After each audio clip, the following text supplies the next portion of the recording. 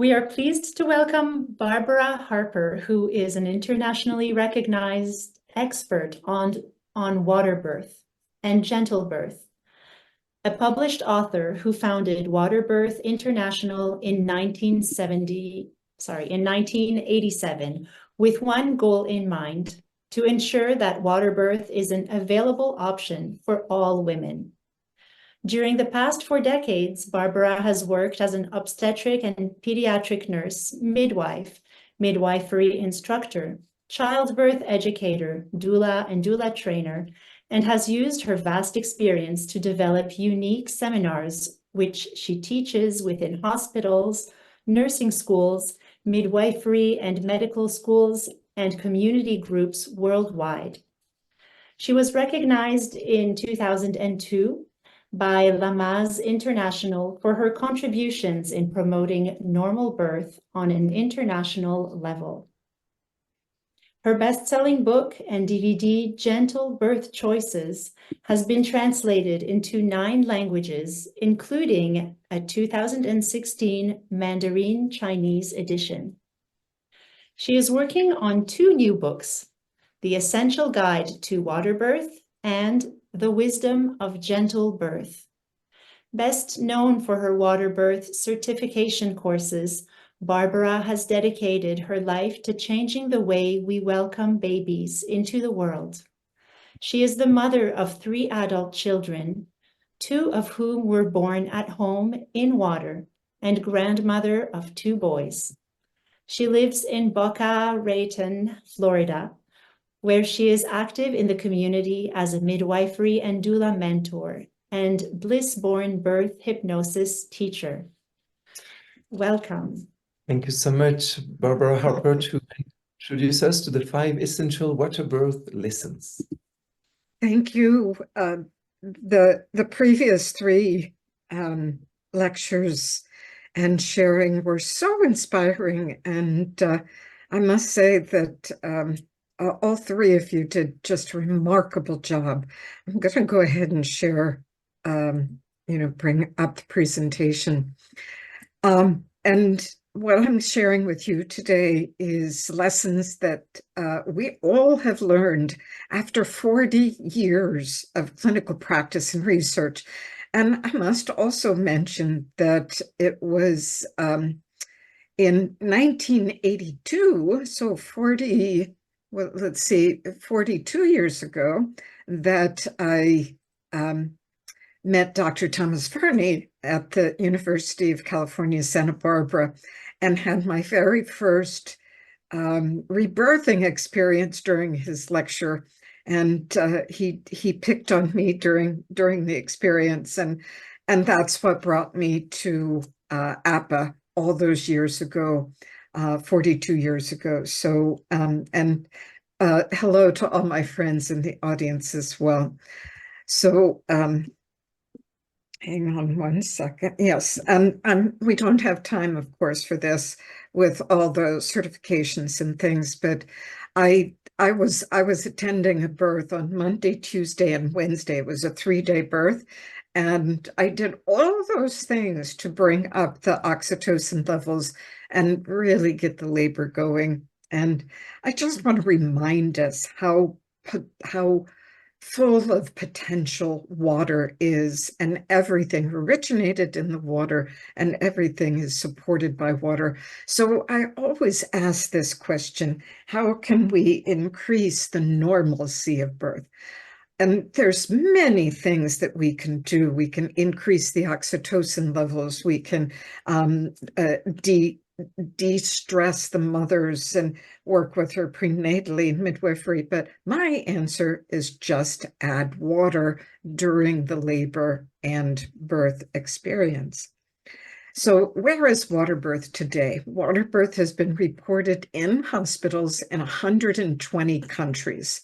And I have been teaching and assisting hospitals to establish programs and birth centers and working with home birth midwives in 76 countries in person, and another 25 countries by Zoom. Sometimes I think back to the beginning of of the COVID dilemma that it was a gift, because we wouldn't be having this technology, this type of meeting today, probably without it. So, and there have been reports of over 1.5 million babies being born in water since 1978. And there were lots previous to that, but we just don't have a complete record. So the first essential lesson are some of the major benefits that are displayed in the research, in the prospective studies and the retrospective analyses and things like that. So it obviously produces greater comfort and mobility, and I'll talk about mobility separately, but it also helps the mother conserve her energy because her muscles are 50% more efficient in the water. And it does promote deep relaxation. So if it minimizes pain, it increases comfort. And it changes literally her brain consciousness because it creates a theta wave in her brain. One of the people that I've studied with is Wallace J. Nichols, who he's a marine biologist, and he published a book in 2014 called Blue Mind, and he created the Blue Mind Foundation, how being near, on, in, or underwater changes your brain and gives you happiness and pleasure. So part of that is an increase in oxytocin as well that Dr. Sarah Buckley so beautifully enumerated. So it can also help a dysfunctional labor. And additional benefits are the fact that as a provider, my hands are off the woman. This baby can birth itself because it's neurologically and chemically programmed and working. The baby is the driver. The mother is the vehicle. It's not, the baby isn't passive. And one of the biggest benefits for mother, there's no episiotomy. There's much more control over the second stage of labor. And we see less frequency and less severity of perineal trauma.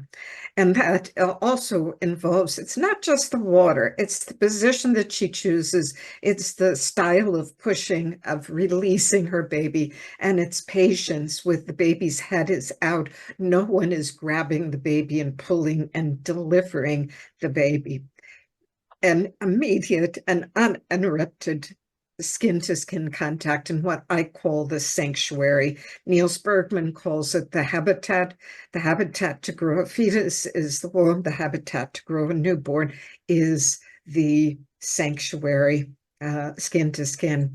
And therefore, the baby who has just been born has that as a major benefit. There's immediate and uninterrupted skin-to-skin contact. And a complete expression of the primitive reflexes that get the baby into the pelvis, out of the pelvis, and up to the chest. And one of the benefits for baby is delayed or no cord clamping at all. We wait for physiologic third stage delivery of the placenta. And during that time, I'll explain how it affects the breathing. So it becomes this gentle transition from womb to room. And what you've all been saying, and a doctor called, that was a brilliant studies based on the mice, but I've seen it in person over 1,000 times of births that I've attended, that those early interpersonal events either positively or negatively affect the actual organizational structure of the brain. So let's watch a water birth. We have a secret in our culture, and it's not that birth is painful. It's that women are strong. They're strong because of the oxytocin. They're strong because of their gene expression. We just have to give them the opportunity to follow their instinctive behaviors.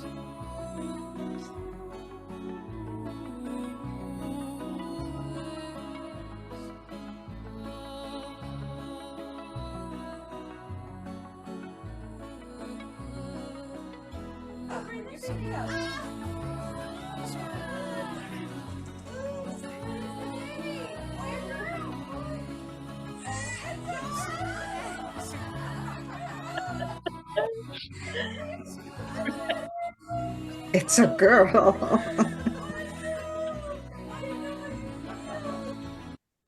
So did you see how beautiful that umbilical cord was? We'll get back to that in just a moment.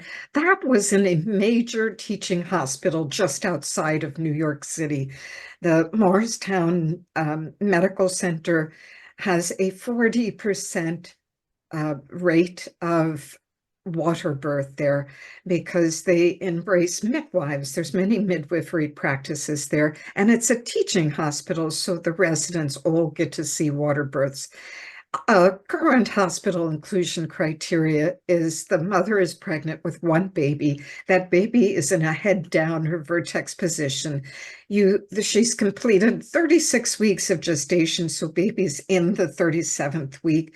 And the labor pattern is increasing in frequency and intensity, not just active labor, and there's no visible signs of infection. But those two little tuchuses, those two little babies, were a set of twins that I had the good fortune to receive with them from the mother. I was their midwife 17 years ago. And I've attended twin births and breech births as well. Our second lesson is one of mobility. Water facilitates physiologic positional therapy. This is what we've named it. For different positions to get into that open the pelvic inlet or open the pelvic outlet. Spinning babies with my good friend Gail Tully has been a pioneer in that and taught us so much about the different muscles and the fascia and everything that goes with it. And the water improves that ability. So women can hold this type of position in a toe, what I call a toe squat, and there's much less stress on the perineum while she's doing it. So when should a woman get into the bath, and what is the temperature? The temperature of the water can be whatever she's comfortable in, but with a high of 37 degrees Celsius. That's for those who aren't there, that's about 98 degrees Fahrenheit. So anytime they need relief, not just in active labor, but when the contractions increase in frequency and intensity, when the oxytocin is creating that snowball effect, that's a good time to get into the water for relief. And mothers are active. They can get out, they'll go to the bathroom, they can come back in, and early labor is okay too, because every woman walks into that labor room in some sort of fear. And the fear creates tension, and tension increases the perception of pain. And what the water does is it interrupts that cycle, and it creates a new cycle of comfort, peace, and relaxation. That's how the brain works. And so water, I jokingly call it CPR for labor. And I love to take women into the water prenatally and do aquatic prenatal therapy, as well as relaxation, meditation, and it's the best bonding with the baby. I also do some cranial sacral therapy for the women in water, and they understand the relationship between their breath and the movements of their pelvic floor. So this is my favorite position, one knee down, one foot on the floor. I call it the proposal. And as soon as mother's eyes hit baby's eyes and they look at each other, both of their eyes are dilated because of high adrenaline levels at the end of birth. And that turns on 22 million neurotransmitters a second in the baby's brain, and especially lights up the amygdala. I want to show another birth where the mother's in that proposal position. And this takes us away from the typical view of really struggling to birth. She's using her breath to breathe the baby out. As we breathe in, the diaphragm goes down. As we breathe out, the diaphragm goes up. everything drops with the breath in the pelvic floor. Perfect, Mama. Nice and slow. Nice and slow. There you go. Give her a chance. Make sure there's not a cord around her neck or anything. All right. You can hear the midwife's voice quietly coaching the woman to do everything.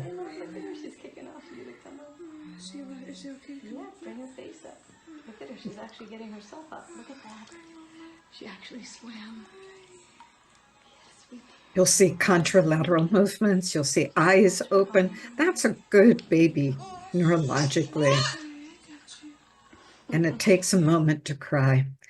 Our third lesson is basically, and I'm going to quote you, Sarah Buckley, because the intimacy increases the release of those ecstatic hormones that you write about and illustrate in your articles. So I'm quoting you here, and you've already talked about that. I can make the statement that water birth leads to better breastfeeding and longer breastfeeding because of that amazing hormonal play and dance.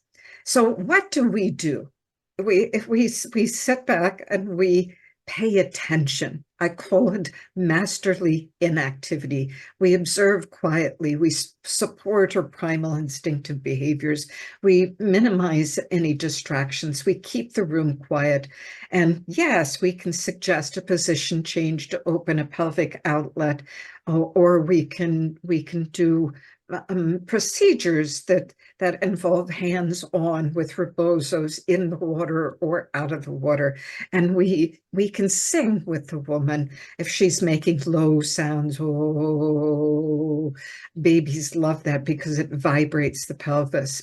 So being in water stimulates all the senses. First, the mind sense, the imagination. Imagination is the language of the subconscious. We can transform pain to pleasure. Neurologically, everything that all the senses, taste and sound and sights, and what is she saying to herself? I ask that sometimes in labor. And level 3 is then that somatic, that light touch that you were demonstrating on the mice. We can do that on mother as well. So a calm mother in labor equals a calm baby that's born. Our fourth lesson is very important because, Sarah Buckley, you mentioned that perfect physiology. And perfect physiology is dependent on an active hypothalamic pituitary adrenal axis in both the mother and baby. That's what starts labor, that's what keeps labor going. And we want to do things to reduce the interrupters. So babies that are born in the coal are the original water birth. I want to show about 5 seconds of this to show you a baby that's been taken out of the womb in the intact sac.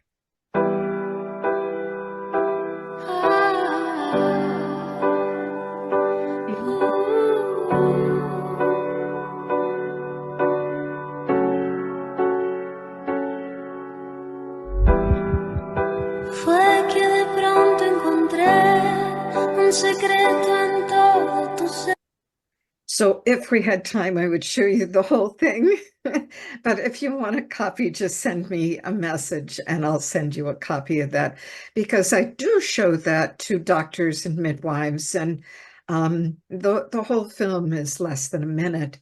And it shows that there's 2 sacs, that the womb keeps the baby safe. And I call the pool, the birthing pool, an expanded womb, a womb with a view that keeps the mother and the baby together. So there are 3 physiologic breathing inhibitors when all the systems are working beautifully. There's a decrease in the fetal breathing movement rate that actually stops by 4 centimeters of of dilation, and the lungs themselves have a high pulmonary vascular resistance, and all babies are born mildly hypoxic, low levels of oxygen. So the prostaglandin E2 levels rise before labor begins. Dr. Peter Nathaniels talked about that in his 1990s book, A Time to Be Born, and his 2022 book, Life Before Birth, goes into much more detail about prostaglandins and the hormones of labor as well. So the reason that it slows down and then stops is obvious. It conserves oxygen, and we don't want those muscles moving as the baby's going through the vaginal vault and the very narrow pelvic outlet. So the presence of lung fluids is an important inhibitor, and during gestation, only 8% of the fetal cardiac output goes to the lung, and that creates a very high pulmonary resistance. And that lung fluid has to leave the alveolar spaces before respiration can begin. So baby one doesn't have the musculature to take a breath under the water, and it doesn't have the ability to get water into its lungs. And that mild hypoxia is normal, and it causes the baby to swallow, and that's the first reflex before respiration. Notice the dilated pupils, notice the swallowing, and the swallowing is getting the essential bacteria into the gut, seeding the microbiome and preparing the baby for digesting breast milk in about 3 days. So what triggers the baby to take a breath? That first stimulation comes from the face coming into contact with the air. Nitrogen stimulation of the trigeminal nerve in the face, along with gravity for the first time. Our air is 78% nitrogen and only 21% oxygen, and that sends a signal to the brain to change the pH of the cerebral spinal fluid, and then spontaneous closure of the ductus arteriosus and the foramen ovale in the heart. And all of a sudden, blood from the placenta is pouring into the pulmonary capillaries, and those pulmonary capillaries become erect and basically cause the fluids that are in the alveolar sacs to cross a semipermeable membrane into the capillaries, and then, and only then, can breath take place. So that transfer of blood begins during expulsion, and only for when the face has emerged into the air. Dr. Judith Mercer says, and I quote, "Establishment of neonatal respiration is based on the adequate flow of blood into the lung bed." So we have to perfuse the lungs before we can ventilate them. This baby says, "I have to swallow before I can breathe." And this one says, "I need to increase my lung blood volume to 55% before I can take a breath."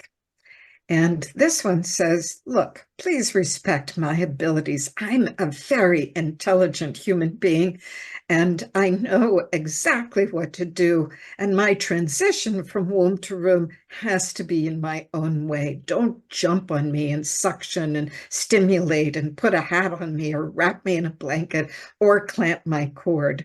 Water babies and breech babies are often slightly slower to begin respiration because the vertex baby has a literal head start.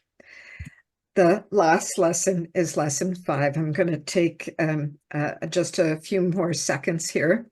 Is Waterbirth a safe and realistic option for those 1.5 million babies? Yes.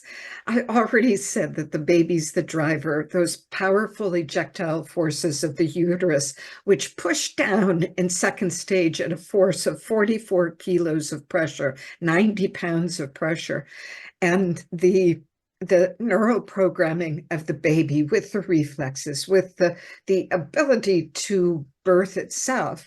I've watched women birth the babies birth themselves, the mother is completely at peace. I've watched it in the hospital. I've watched it in homes. I've watched it in birth centers. So we need to support the mother to let the baby out. And remember that babies are born to connect. It's how they are wired. So keep that mother and baby together because they're one unit. And yes, we have studies. I'm so glad you asked because the number of study subjects just keeps increasing year by year by year. We have over 600 plus scientific studies published in peer-reviewed journals. And we don't have time to go through them, but the Cochrane analysis, the American Association of Birth Centers, the Midwives Alliance in North America, look, they had 6,521 water births. And then we've had 4 meta-analyses that all say the same thing, that birthing a baby in water is not as good as birthing a baby on the bed. It's better. The outcomes are better. I'm going to skip this one and finish up by just saying that birth is much more than we can see or feel or hear. And one of the most important things to remember, and I think Dr. Sarah Buckley gave us this also, that everything in our human system, brain, body, nervous system, everything, our limbic system wants good things for us as human beings. We are spiritual beings seeking a physical experience, and everything in our system wants us to thrive. So I want you to dream big. Empowering women, with all of us, need to help mothers find their power, not the control over, and always hold the belief in the direction of normalcy. Trust the wisdom of this woman. Trust her body. Trust the baby. The baby's the most intelligent person in the room. And always trust the grand design. Because childbearing is not about birthing a baby. It's about creating a new, vibrant, fully functional human being. And the state of fear and the state of love cannot coexist. However, they can be consciously created and intentionally changed.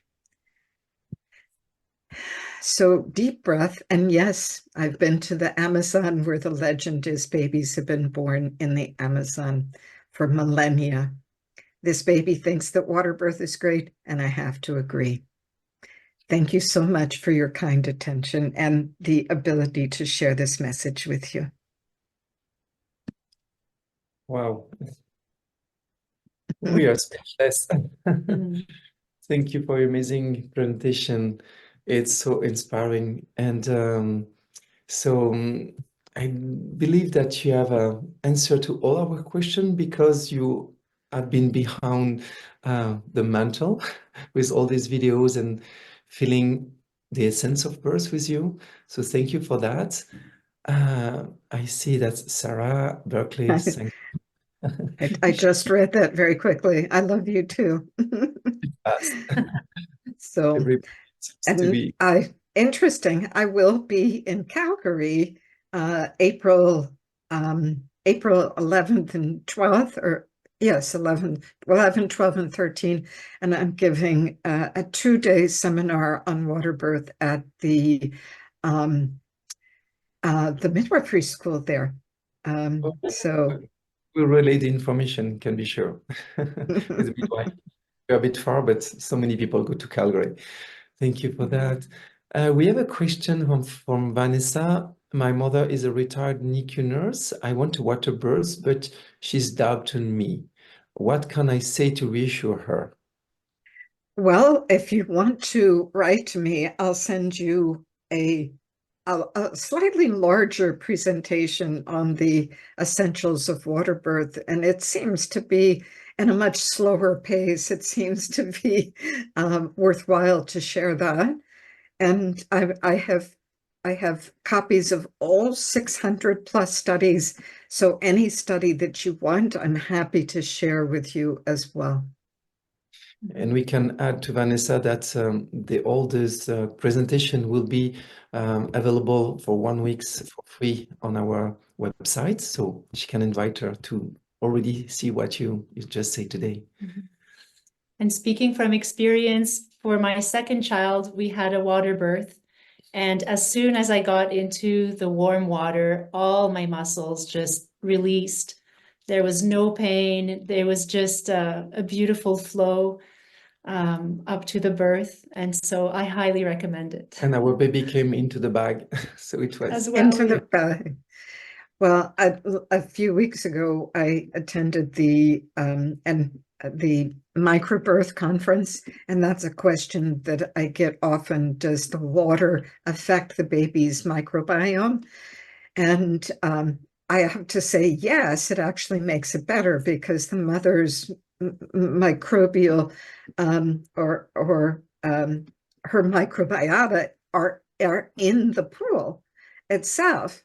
And especially if the mother poops in the water, I go, yay, you've just exposed your baby to a good form of E. coli. And so we don't worry about that at all. wonderful. So thank you so much. And My pleasure. I'm sure many people are going to watch your video again, and so good that it's worldwide what we are doing today. Thank you.